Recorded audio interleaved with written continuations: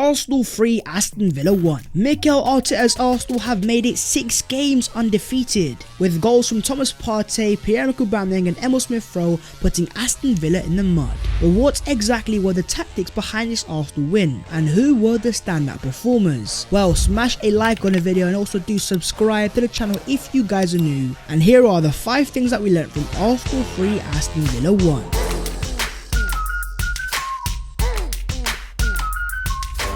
The first thing that we learned is Arsenal's new formation. Going into the starting 11, Mikel Arteta decided to finally scrap the 4-3-3 and even the 4-2-3-1, and we surprisingly went for a 4-4-2 with Alex Lacazette and Aubameyang as our centre forwards. And even though it was a formation that Arteta's team has yet to ever play, it gave Arsenal a certain level of dominance that I have yet to see so far over 90 minutes under Mikel Arteta. Here is a stat for Squawker Football, who say the highest XG in the first half of a Premier League game this season. It's Arsenal with 2.45 against Aston Villa, the ex-Gunners. Arsenal's first half, we absolutely annihilated Aston Villa. I don't think Villa had a single shot on target or a single shot at goal whatsoever. And in terms of the overall XG, Arsenal ended with 3.24 and Aston Villa 1.52. As pointed out by Emile, the shape of the team allowed more players to look comfortable and play with freedom. For the nostalgics, a pleasing reminder of the more positive 4-4-2 of early Arsene Wenger. 4-4-2 was the formation that Arsenal went invincible with, so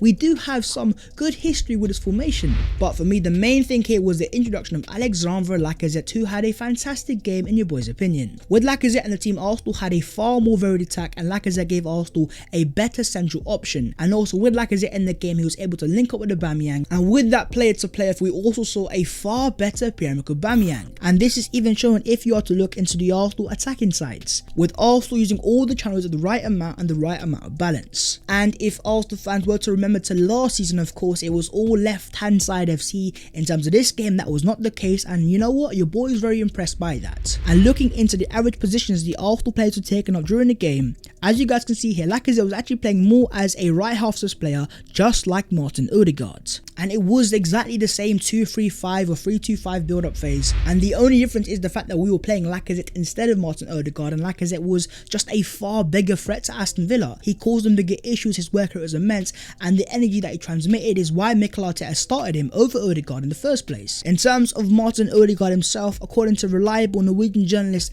Arilas Ulsada, Odegaard apparently took a knock tuition on Monday and has been struggling this week. And if you were to compare both performances, the personnel difference there, for me, Lacazette has put his name forward, and as of right now, I would start him over Martin Odegaard, because as they say, you don't change what's broken. In terms of his strike partner in the night, Pierre-Emile Aubameyang, he has now scored 7 goals in all competitions for Arsenal this season, with only Mohamed Salah with 12 goals having scored more goals for a Premier League club this season. We are witnessing in front of our eyes a Pierre-Emile Aubameyang remontada, and oh boy is it beautiful. And as pointed out by Statman Dave, 100% of Pierre-Emile Aubameyang's goals in the Premier League this season have come at the Emirates Stadium, with goals against Norwich, Tottenham, Crystal Palace and now Aston Villa. It's not just the goals, but his overall link-up play, the assist for Smith-Rowe's goal, his pressing, his energy. We are seeing a far different and better Pierre-Emile Aubameyang, and it looks like to me the return of the fans have given Aubameyang a different sort of energy, and again, it's things you love to see. And as you guys can see, Aubameyang and Lacazette bringing back the celebration from 18-19, and it is the return of this strike partnership. I'm going to throw it to you guys to answer down below in the comments.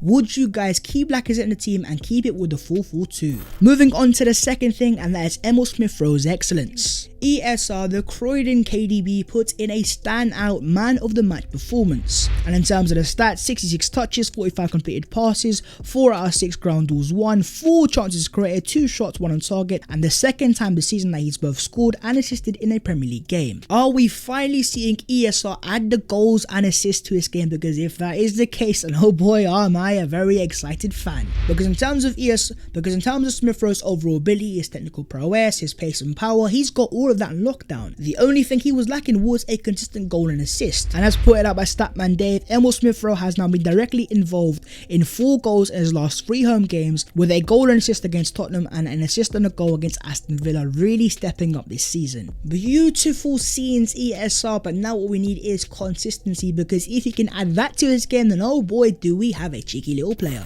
Jamie Carragher Smith Rowe after the game says he's the best player in the league at dribbling with the ball at pace. Great praise from Jamie Carragher, and you know what, I completely echo that. Smith Rowe's dribbling ability is absolutely fantastic. But do you guys agree in saying he was the Arsenal man of the match? Another standout performer on the night was Thomas Partey, who in the first half against Aston Villa completed 100% of his long passes, won 100% of his tackles, and 87% pass accuracy, 5 ball recoveries, 3 shots, and most importantly, his first Arsenal goal. Thomas Partey's first ever goal for Arsenal Football Club. The fact that I was there and behind the goal that he scored, I mean, beautiful scenes at its finest.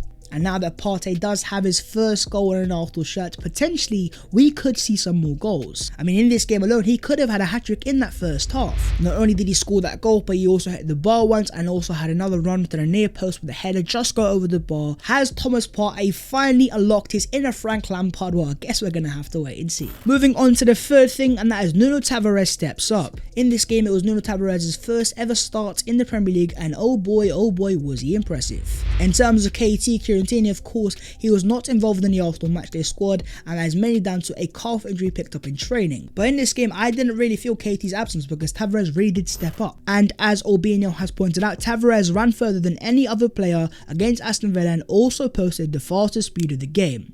Only Emile Smith Rowe made more sprints in the game than a Gunners fullback. Physically, for me, Nuno Tavares is an absolute beast. Not only is he tall and 6'1" or 6'2" and high, but he's got a rapid turn of pace. And in terms of that physique, I almost liken him to Aaron Wan-Bissaka at Man United. But at the same time, he also does have a decent amount of technical ability. There was one part of the game where he took it onto his weaker foot, his right foot, and just switched to Tomiyasu, and again showing that he can go on his weaker foot. He had a very good game and also made one of the big chances Bukayo Saka should have finished. And after that impressive performance, a lot of Arsenal fans are now starting to ask the simple question of should Arsenal now start Nuno Tavares over Kieran Tierney. I myself am still a massive fan of Tesco's finance, I'm going to have to make that clear, but do let me know your own thoughts down below. In the next game, Nuno Tavares or if fully fit Kieran Tierney. On to the fourth thing, and that is Ramsdale wins the debates. This game of course saw the return of a certain Emiliano Martinez back to the Emirates Stadium, and let's just say the Arsenal fans didn't give him the best of receptions. If you guys haven't already watched the matchday vlog, the Arsenal fans and the crowd were booing Martinez and also giving him chants about how Ramsdale is a better goalkeeper. Now personally speaking, I thought the boos were a little bit too much, but at the same time, with the amount of interviews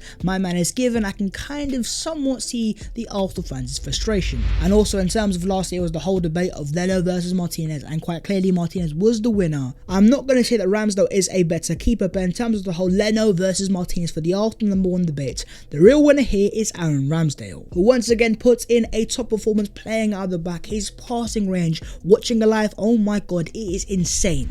As you guys can see from his metric here, all 12 of his open play passes resulted in an unpressurized Arsenal possession and made it more likely that Arsenal scored next. Additionally, 7 of those passes successfully broke the Villa lines and took multiple players out of the game. Some of the passes that Ramsdale was fizzing into the Arsenal players, breaking the lines, I mean this, we're talking about prime Edison. Now trying my best not to overhype him, what I really want to know is where on earth has this passing beast been doing at Bournemouth and Sheffield United? Quite clearly he is a very talented goalkeeper with his feet, as you guys can see, and you know what, it has been a very pleasant surprise. But it wasn't just Aaron Ramsdale, it was also the centre back in front of him, a certain Benjamin White, or should I say Benjamin Messi. I think in the opening 6 or 7 minutes there was one part where White just broke the lines completely, drew past 3 or 4 Aston Villas, got the ball into the final third, and that there is why you paid the money. That's the premium you pay for a player, the quality and the talent of Ben White when it comes to playing out the back. The talent is quite clearly undeniable in terms of Ben White, and I personally get some sort of low-key prime Koscielny vibes in terms of the pace and interceptions and the aggressiveness